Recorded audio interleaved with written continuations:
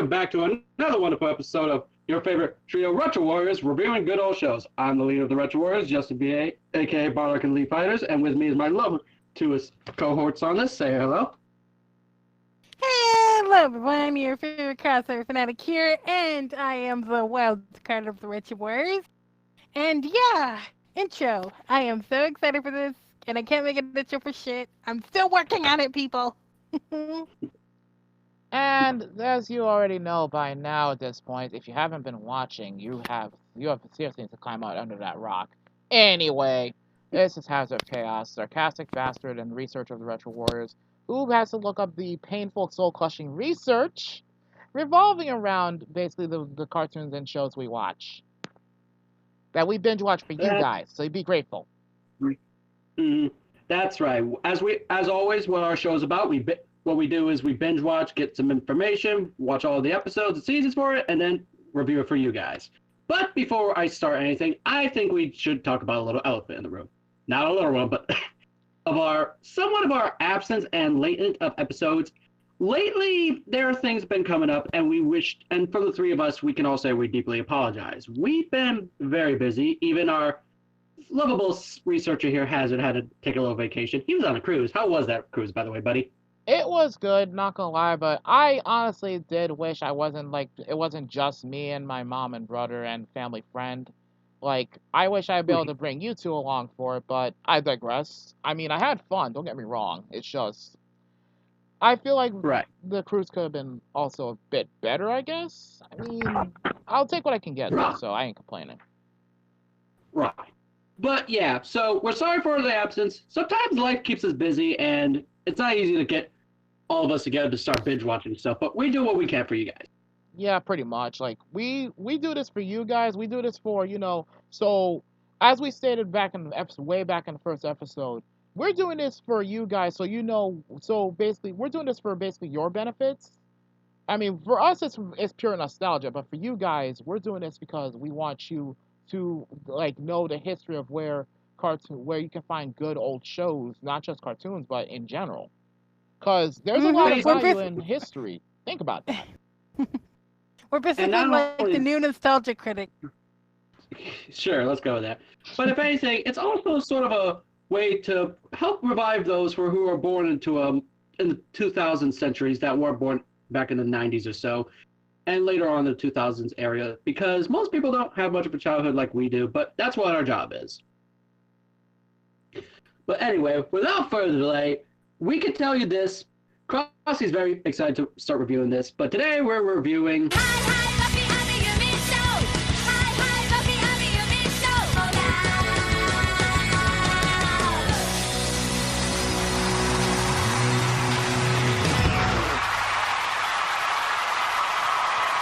Show! Hi Puffy AmiYumi Show.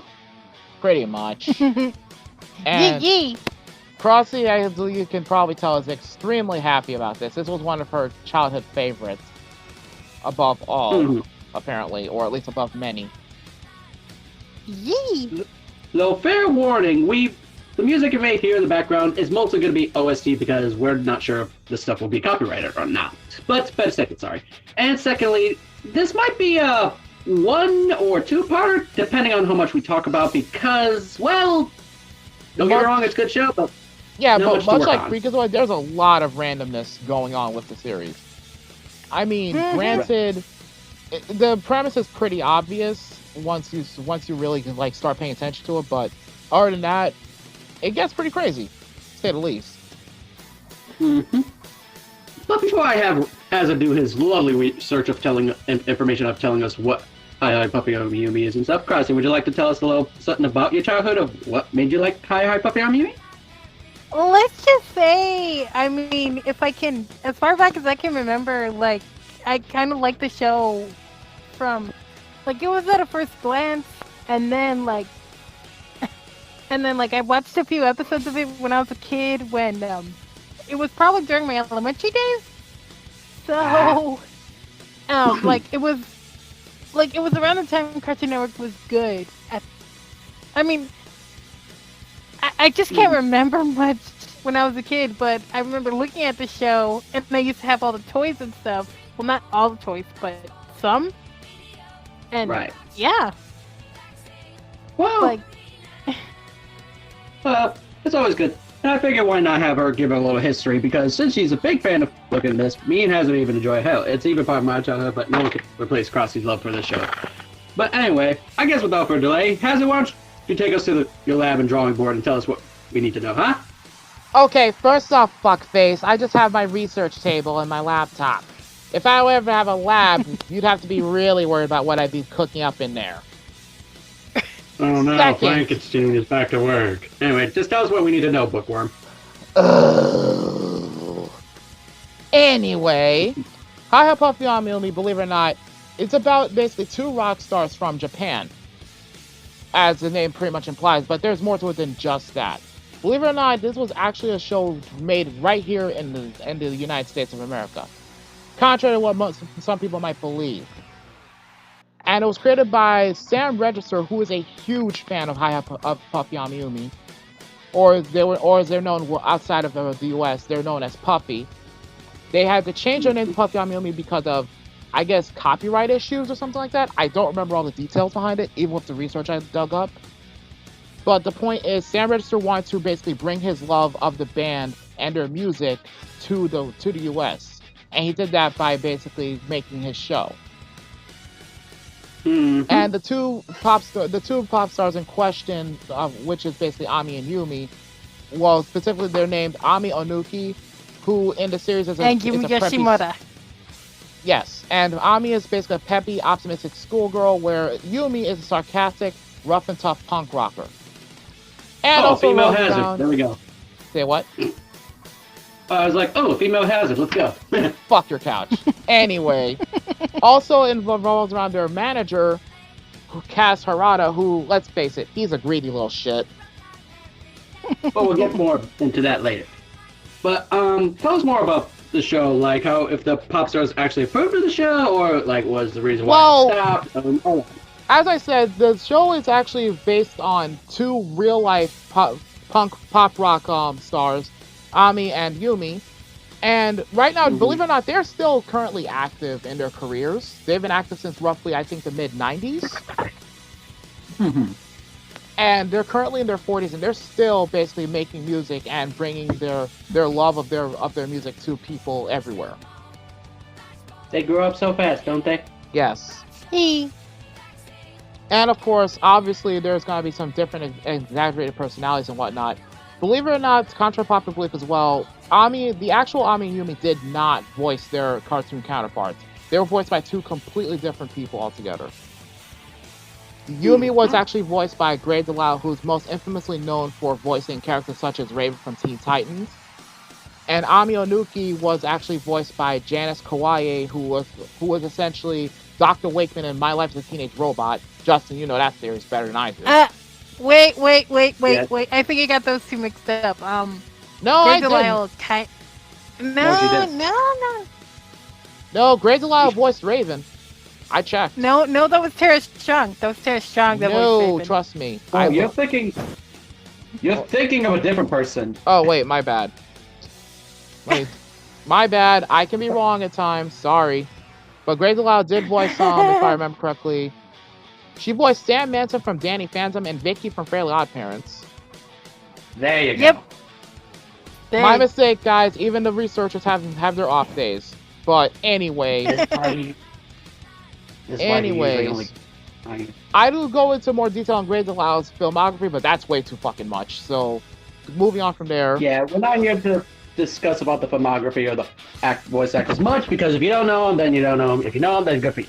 But we're mostly to discuss the show. But anywho, we discussed what the show was. Did we discuss what the show's about yet, or no? Well, not entirely. So according to Sam Register himself, who again created the series, the target audience was originally, the target demographic of the audience was basically boys and girls from ages 6 to 11. However, because of its wild popularity, it also has a huge following of teen to adult fans of both the cartoon and the real life Ami and Yumi. And Register, who again is a huge fan of Puffy AmiYumi, he wanted to basically spread their fame around. So some a little bit later, and here you go. He basically made the series a huge success. The series features a lot of random adventures of the animated versions of the duo. There is some continuity if you know where to look. And they have been immensely popular in Japan since making their debut back in 1996. And as of right now, they have their own US albums. And put it this way, Crossy will here can vouch. Their music, even to this day, from back when they did Puffy AmiYumi, the music for that, it is still wildly popular. Hell, they even did the intro music for the original Teen Titans. Yep.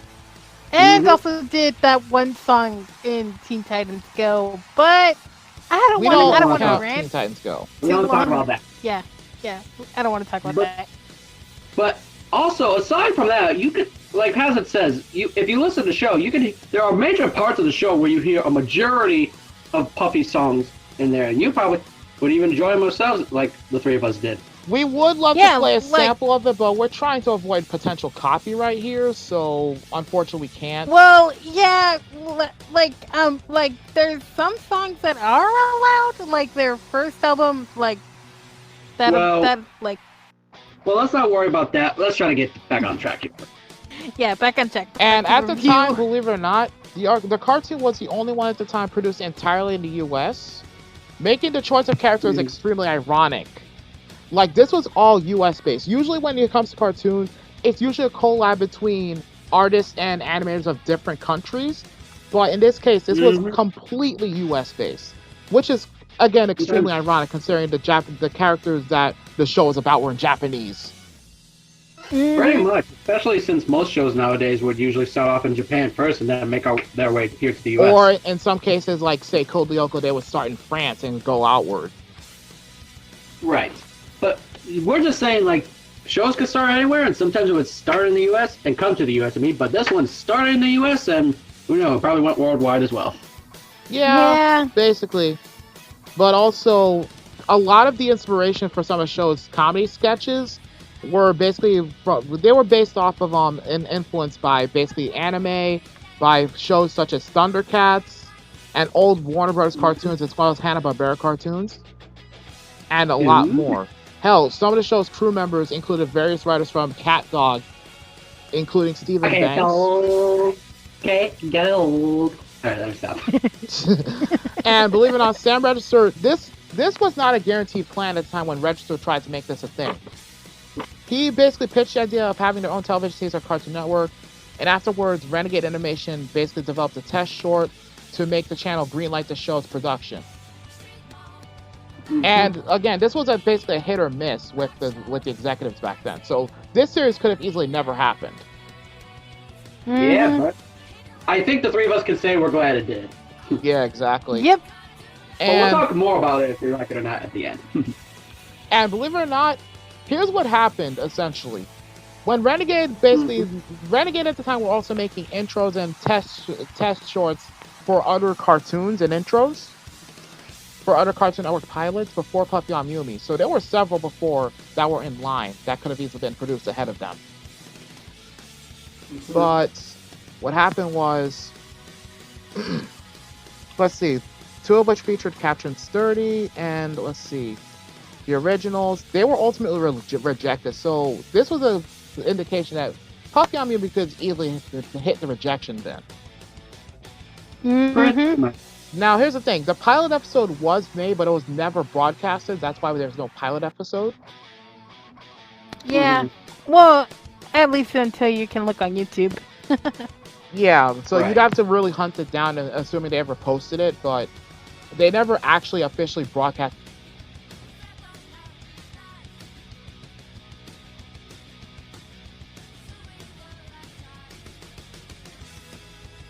Anyway, And I guess now that...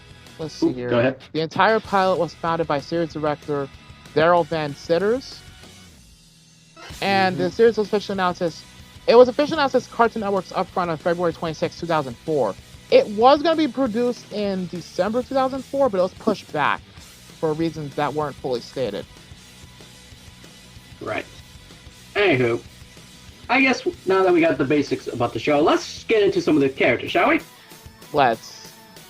Just note, it might be a short discussion because there are some characters, but they're Basically, mostly all over the... a lot of one-off characters or just a lot of semi-recurring characters, but we're just going with the most consistent ones because if we went with literally every single character in the series, there would be like way too much to discuss, and it would just be a lot of garble, in my opinion. And we don't want to make the we don't want to make the review longer than it is. Consider the house rocked.